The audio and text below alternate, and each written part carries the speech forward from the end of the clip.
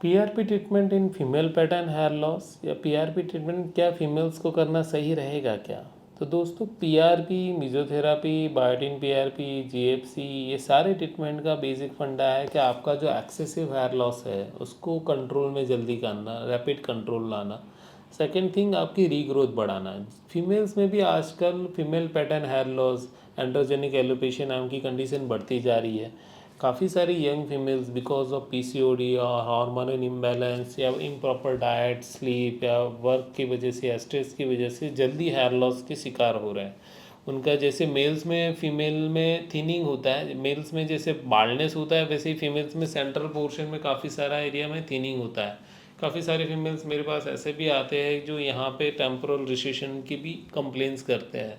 तो अगर आप भी उनमें से एक हो और आप सोच रहे हो पीआरपी ट्रीटमेंट करना नहीं चाहिए, तो I will just show you case study कि how PRP can be helpful to you. So she was a young lady married and she definitely was under family planning, तो उनको फिनास्टेरॉइड या डोटास्टेरॉइड ऐसी ड्रग्स हम दे नहीं पा रहे थे। इन दैट सिनारियो उनका काफ़ी सारे एक स्काल्प का एरिया लूज़ हो गया था, वीक हो गया था, जहाँ पे डेंसिटी ऑलमोस्ट ना के बराबर होने आई थी। जब हमने माइक्रोस्कोपी किया तो हमें पता चला कि उनके फॉलिकल्स अभी भी एक्टिव है। वहाँ पे स्काल्प में डेफिनेटली अभी भी फॉलिकल्स ऐसे हैं कि वो रिग्रोथ हो सकता है। तो भी कंसिडर के हमें इसमें पीआरपी ट्रीटमेंट्स इंट्रोड्यूस करके आगे जाना चाहिए। तो हमने पीआरपी और मेसोथेरापी दो ट्रीटमेंट का कॉम्बिनेशन इनिशियली 3 महीने में कवर किया। इनकी 6 सेशन ट्रीटमेंट प्लान बनाया जो 2-2 वीक के इंटरवल में होने थे। पहले एक वीक में मीन्स आज अगर हमने पीआरपी किया तो 2 वीक के बाद मेसोथेरापी, फिर वापस 2 वीक के बाद पीआरपी, ऐसे टोटल 3 महीने में जो 12 वीक है उसमें हमने 6 सेशंस कवर अप किए। तो इनिशियली हमने बूस्ट करने के लिए, उनका हेयर फॉल रोकने के लिए, फॉलिकल एक्टिविटी बहुत वीक और नाजुक थी, उसको अच्छे से कवर अप करने के लिए वो हमने किया था। ये पेशेंट उसके साथ 5% मिनॉक्सिडिल का लोशन यूज़ कर रहे थे और आयरन एंड बायोटिन सप्लीमेंट्स ले रहे थे बिकॉज उनकी विटामिन में आयरन की कमी थी और विटामिन B12 और बायोटिन की कमी थी, तो वो हमने कवर अप किया।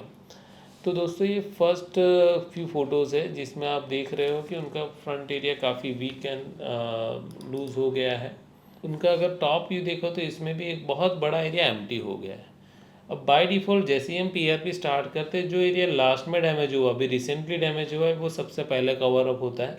ये एरिया उनका बहुत सालों से डैमेज हो गया, तो इसमें कई बार 100% रिजल्ट नहीं आते हैं क्योंकि यहाँ पे फॉलिकुलर एक्टिविटी कम थी और यहाँ ज़्यादा थी। तो उनका वैसा ही रिजल्ट आगे जाके हमने नोटिस भी किया। आप बैक साइड से भी देख रहे हो काफ़ी सारे एरिया में बहुत लूज़ एंड लो डेंसिटी थी इनकी। इनके अभी मैं 3 महीने बाद के आपको फ़ोटोज़ दिखा रहा हूँ जिसमें हमने ऑलरेडी 6 सेशन कर दिए हैं।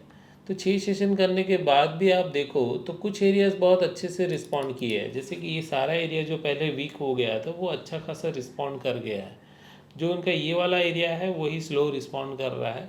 तो 6 सेशन, 3 पीआरपी और 3 मेजो होने के बाद आप इतना रिजल्ट एक्सपेक्ट कर सकते हो। फीमेल्स में रिजल्ट थोड़ा स्लो आता है compare to males, okay, because females का ग्रोथ रेट हल्का सा हेयर का कंपेरेटिवली स्लो होता है, उनका डाइट पोर्शन छोटा होता है, तो उसकी वजह से रिजल्ट आने में थोड़ा देरी लगती है।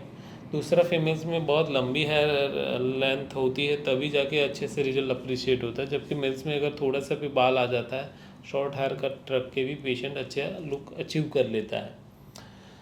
इनका ही हमने अगर 8-9 महीने के बाद के फ़ोटोज़ देखो तो you can see a major drastic improvement in his hair growth and quality and density. ये एक छोटा सा एरिया छोड़ के मेजोरिटी स्काल्प उनका कवर अप हो गया है। जो उनका पहले ग्रेड 3 बाल्डनेस था अभी ऑलमोस्ट ग्रेड 1 बाल्डनेस की ओर पहुंच गया है।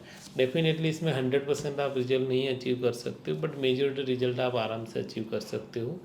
Now see right now only using minoxidil, and if and here and there if there is a vitamin deficiency take some vitamin supplements।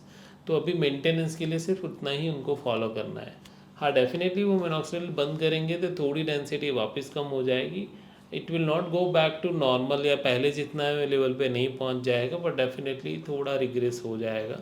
तो my suggestion to her and you as well, अगर आपको long term पे thinning आगे बढ़ती जा रही है तो एटलीस्ट कंटिन्यू मिनॉक्सिडिल और सम सिमिलर मॉलिक्यूल्स जो आपका फर्दर बाल्डनेस या थिनिंग होना रोक ले। अगर आपको भी ऐसे ही ट्रीटमेंट के बारे में कुछ और जानकारी चाहिए तो डेफिनेटली हमें कमेंट में मैसेज कीजिए, हमारे चैनल सब्सक्राइब कीजिए, विल हेल्प यू।